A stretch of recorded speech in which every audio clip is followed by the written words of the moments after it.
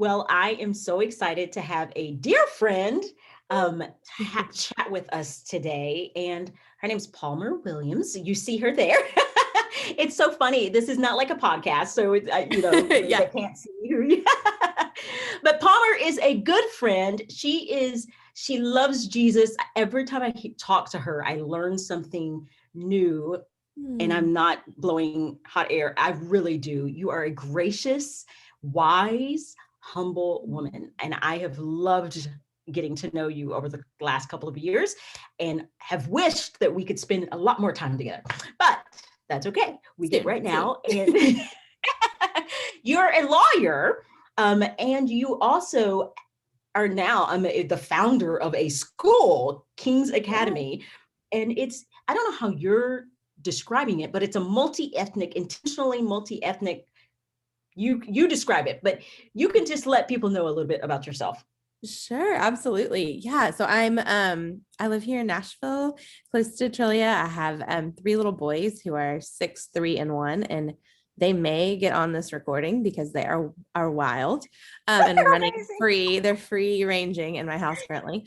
And yeah, so I am an international human rights attorney, which is a really weird niche area of the law, but really fascinating. And I love the work that I get to do. And then on the side, right now, I'm On helping the to, side. I know, well, it's kind of become a little bit more of it than a side project at this point, but I'm helping to launch a new Christ-centered school here in Nashville that is racially and socioeconomically diverse. And so we really want to provide access to high quality education to all Nashvillians. And we're hoping to do that at King's Academy. And so we start next year. So yeah, it's been a really crazy season getting that school up and running, but I'm so proud of it. And I am super excited to see what God is up to in South Nashville. I am too. And I love that you are so committed to it, your side project, which is a big Yes. project. Yes. But Yes. okay, so I don't know if I knew that it was international human rights, which kind of leads into my first question for you. I know you and I know you well, but everyone doesn't know you. And so you have a story. And when you were maybe 9 or 10, you had a car accident. How old were you? I cannot remember. You were a part of a car accident. I was about to turn 9. Mm-hmm. Yeah. Yep. And About to turn so, 9. Yep. yes, well, that accident left you paralyzed. And you have, I would love for you to share more about that. But also, I wondered if the catalyst that has led you to a lot of the work that you do, which is about human dignity and valuing people, and and so yeah, I was curious if that was part of why the Lord just led your heart in this direction. Yeah, absolutely. So a little bit about my background. You can't tell right now because I'm sitting and not in my wheelchair, but I'm actually a paraplegic. I have a complete spinal cord injury. I was in just a freak car accident when I was 8 years old outside of Nashville. And from the second that the car stopped, I was paralyzed and haven't walked since. And so I've lived most of my life in a chair. So I'm in my 30s now. I was injured when I was 8. I'm bad at math, but it's been a while. And so, for me, the way I really processed that injury in that accident was looking to my parents and how they were processing it, much how I'm sure my kiddos, whenever we're, going through a hard time, they kind of look to the pilot of our family to say, okay, how do we process this? And the way that my parents graciously and faithfully walked out those first couple of months after our accident was really formed the trajectory of how I saw myself as an individual who lived life in a chair and really saw my place in the world. And, we grew up in a Christian family, loved Jesus, walked with him. But really, the accident brought us to our knees in such a powerful way in which we had to rely on him in this brand new way that we had never experienced before. And I saw my parents lean into prayer, lean into him, and not in a trite cliche, I'm going to pray for you way, but in a like day to day, I don't know how to do this kind of way. And from that, when I think one of the kind of the most pivotal moments to me, of course, at the time I had no idea, but looking back, especially as a mom now, the day I got home from the hospital, I'd been in the hospital for months and months, and then the rehab hospital for months and months, came back to my house and walked into my room, or rolled into my room, and there was a list of chores on my bed for my mom. And my mom is like the quintessential type A, loves a good list. And it was such a picture of, hey, you're a member of this family and you have responsibilities and obligations, and we're going to figure out how to do them. It's going to look different. And she walked upstairs and left me to it. And looking back, she now says that was an incredibly hard thing. I mean, she went upstairs and started crying. But what a powerful gift that my mom gave me to say, you know what? You had something really hard happen to you, and you have some limitations now, but that doesn't change the gifts God's given you, and it doesn't change your responsibility to our family and to our world. And so let's figure this out. And that was such a picture to me of what having a disability meant. And it was that it didn't mean that much. It meant that I had to do things differently. And, and there were definitely hard days and obstacles I had to overcome, and there still are. I think every new season I'm learning to do things a little bit differently. Now I'm a mom of 3 boys who aforementioned are buck wild, like how to keep up with them and how to, all of those things. But I think my mom taught me at a really young age that it wasn't going to stop me. And I think also a sweet picture of dependence. Like there were times when I really couldn't do the things I used to be able to do, and she would be there right next to me, helping me figure it out, and never shamed me for that dependence.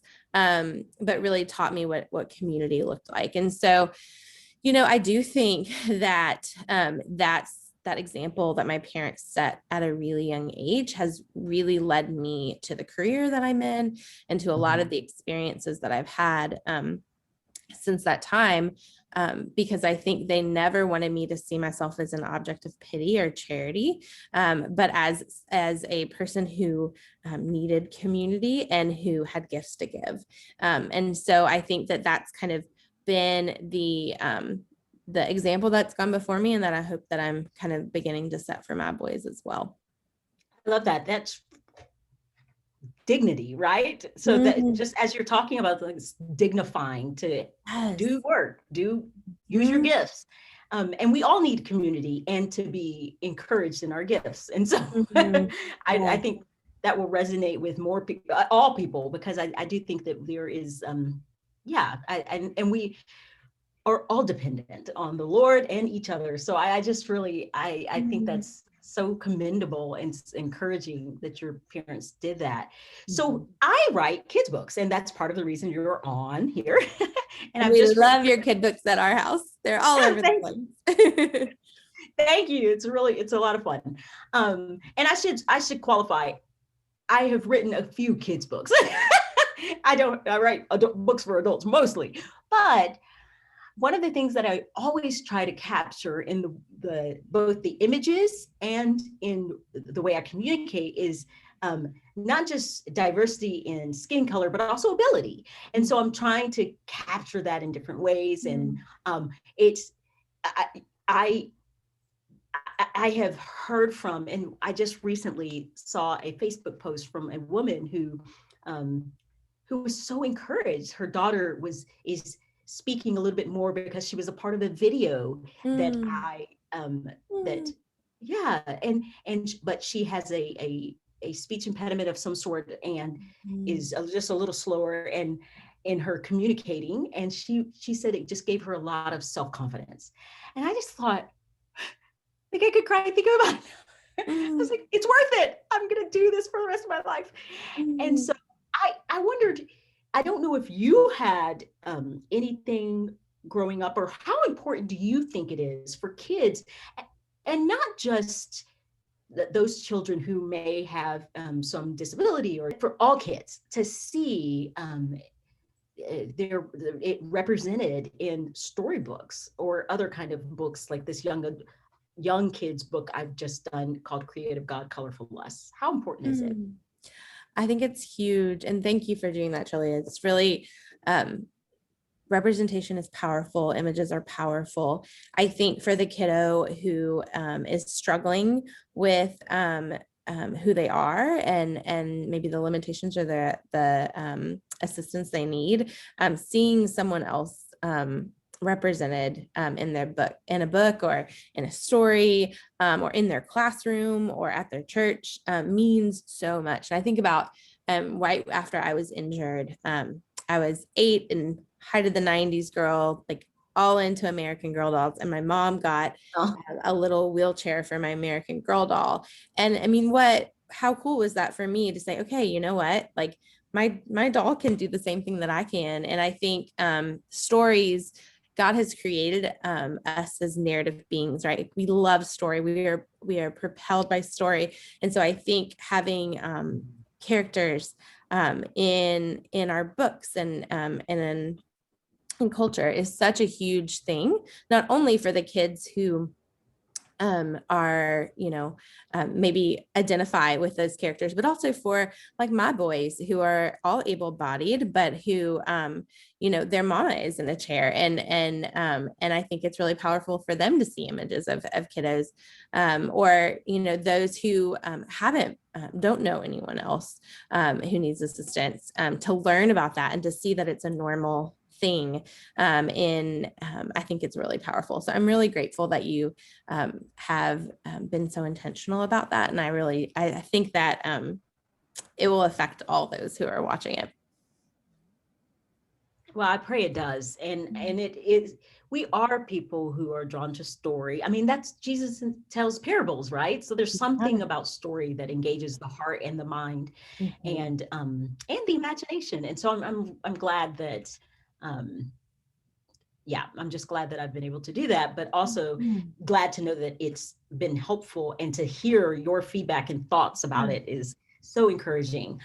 As I was thinking about that, and thinking about how images and what we do, one of the things that I notice, and of course we all can just kind of be burdened by, we have kind of this culture where strength and pull yourself up by your bootstraps and, like go and do and achieve is the message in a lot of ways. And not always, but I think a lot of it is we glorify strength. It's, and so how would you encourage the parent who has a child who is discouraged, and they hear those messages, but they actually they need to depend even maybe a little bit more. Yeah. How would you encourage the parent to dignify them, and or how would you encourage them in just tips that they can share, to things they can say, yeah, anything that you have benefited from? Yeah, that's such a great question. And I think it's so true. I think our society has made an idol out of strength and power and independence. I don't think that's the message of the gospel. I don't think that's our Christ. He laid his life down. He was dependent on the Father. And if we look at that early church community, it was the picture of dependence, right? They were linking arms, they were sharing everything. And so really, I think the message of the cross is one of, there is so much strength and power in recognizing that you can't do it on your own. Yes. I actually, and I know this, and I don't mean this in a trite way, I actually think that my very physical and very visible dependence and needs is a huge blessing, because I know my sinful heart, and I am prideful, and I am self-reliant, and all the things that I believe that I could do things on my own. And God says, no, you can't. And I am thankful that I get to have that physical reminder. I also think, and this to the point of how to encourage kiddos, I also think that one of the gifts that, there's hard things that are in this world, but God always promises us he's going to use those hard things for good. And I think one of the gifts of those with disabilities is that we wear our vulnerability on the outside, right? Like it is very clear, not always, there's a lot of hidden disabilities, but for someone like me who's in a chair, the second you see me, you realize, okay, this girl has a need. We all have that, right? Like all of us have this need, but mine can't be hidden. And the gift that brings to my community is instant vulnerability. Like there instantly, I am showing others I need you. And I think there's just something about that I have been able to connect with people who normally wouldn't let their guard down. But it's like, oh, well, she's already got her guard down. Not even realizing I have 10 more things that I need that you can't see. But I do think that there's a gift that we bring to a community, and why I think it's so, so important that we have, especially in our churches, we have churches that are physically accessible and also are resourced so that families with disabilities that maybe are like more hidden disabilities can be there, because I think that there's such gift, like spiritual gifts that those with disabilities bring to a community. But I was talking to a friend recently, a new friend who had just recently been injured, and she's also a new mom. So she had a baby and then was injured right after giving birth. And so she's got a little one, and we were talking just about how to be a mama from a chair and how do you navigate those things. And one of the sweet questions that she asked me, she was like, what am I supposed to tell my son? Like, I feel like I can't give him everything. Like, what if I can't do something for him? And I said, friend, like, I think that the Lord has given your child a gift, that he has a mama who knows how to ask for help when she needs it, and who can teach him that it is okay to need help and depend on others, and who can teach him from an early age. Like my 6-year-old, when my chair rolls away, he runs and gets it for me. Or if I can't reach something, he's like a monkey. He like climbs to the top of the shelf. And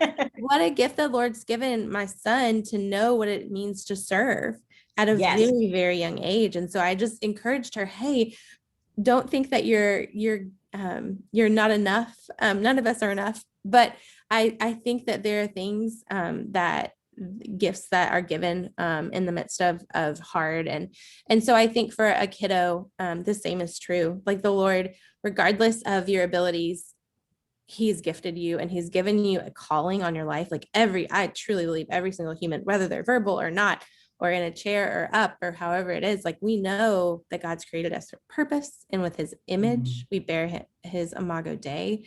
And so, I think, I really hope that moms and dads out there with kiddos who, are differently abled can help them find out what that is, what that purpose is. Because I think that's part of our job as parents, right? Is to help steward our kids towards becoming the person that God's created them to be. Amen. Yes. You're so encouraging. It is encouraging my own heart. I really do believe that we comfort with the comfort we've received from Christ, which is what you've shared. The gospel, I mean, it is such a picture of, humility. He humbled himself. And, and I think that, I don't know. I can't imagine a parent not thinking, yeah, that's right. I need to encourage my child in the gifts that they have, and that they have a purpose, and that God didn't make a mistake and didn't make a mistake with them.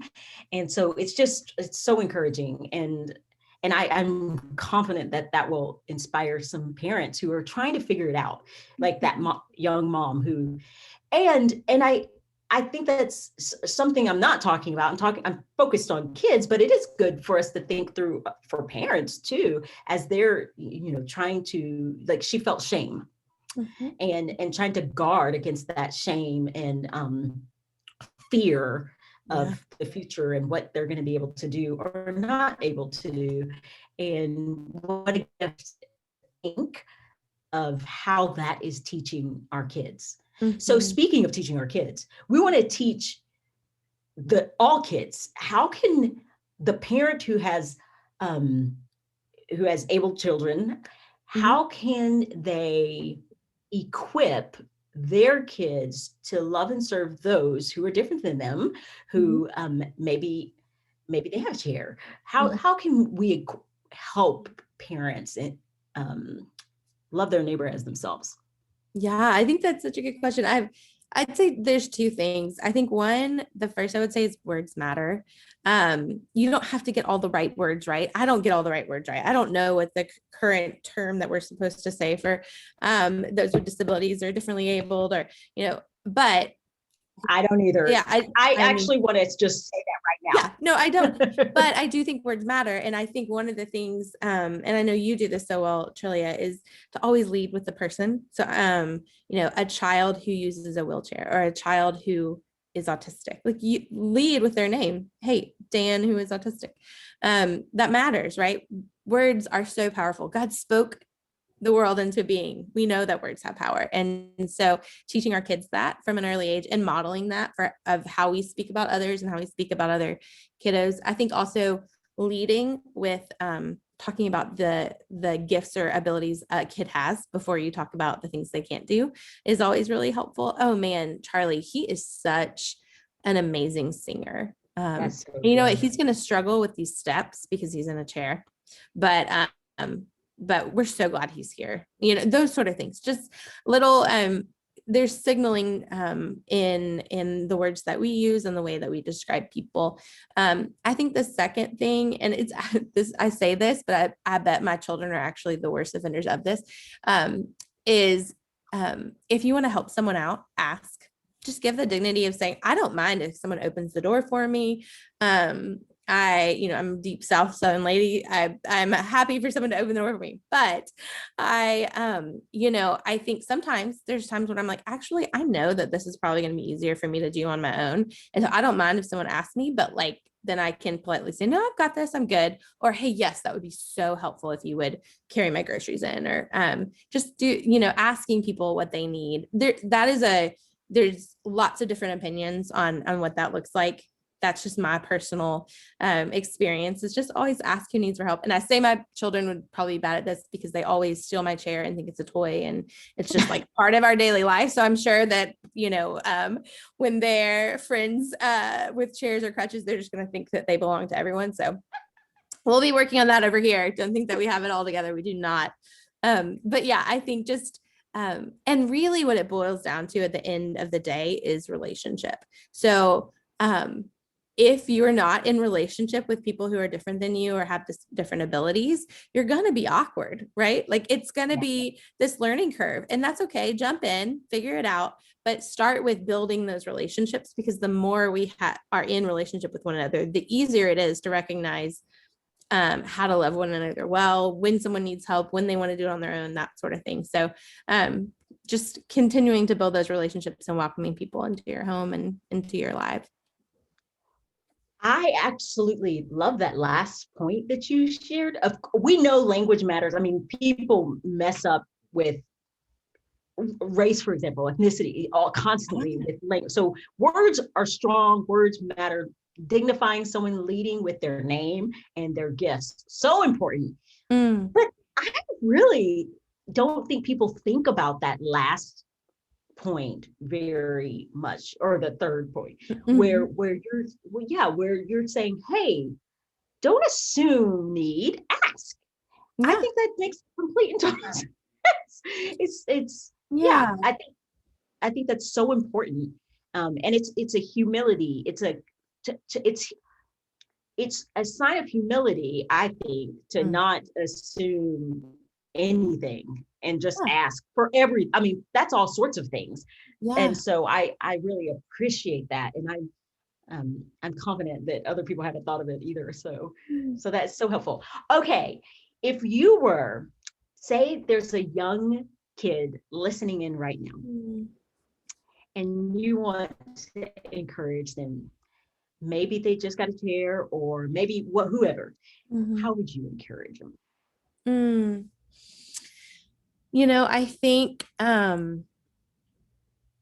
I think that when you are beginning a struggle, and so whether it's you're just injured or or you're at a new season of life, where you've had a disability your whole life, and then all of a sudden you're hitting the stage of driving, and now you're realizing, okay, I'm gonna have to do this really differently than all my friends.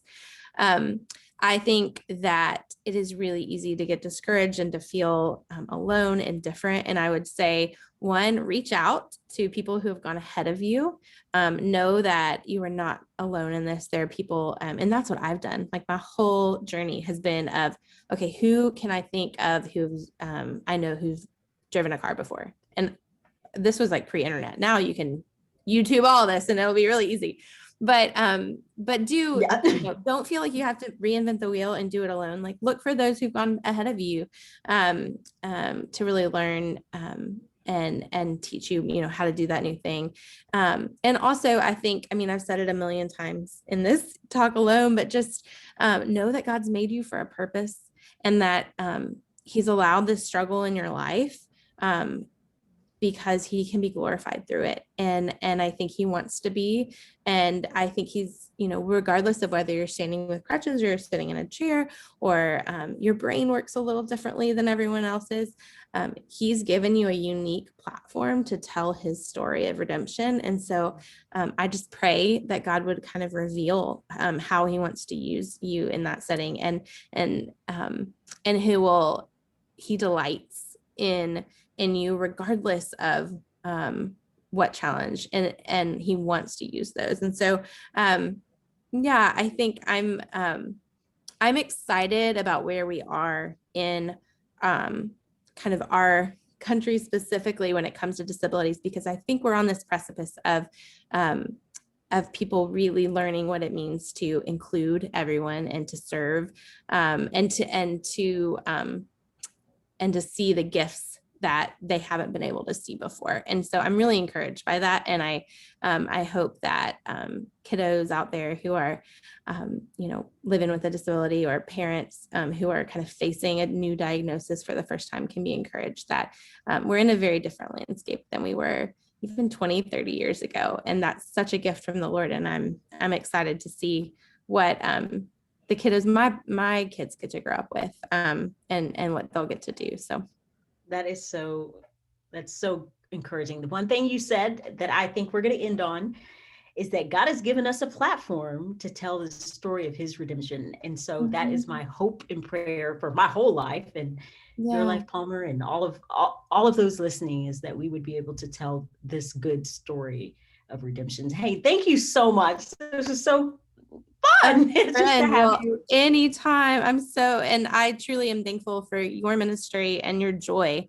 There's no one more fun to get to just sit down with, because I know that you're always going to just be a big bubble of joy, and not in a superficial way, in a just rooted in who God has made you to be. So thank you for that. And thanks for sharing it with us.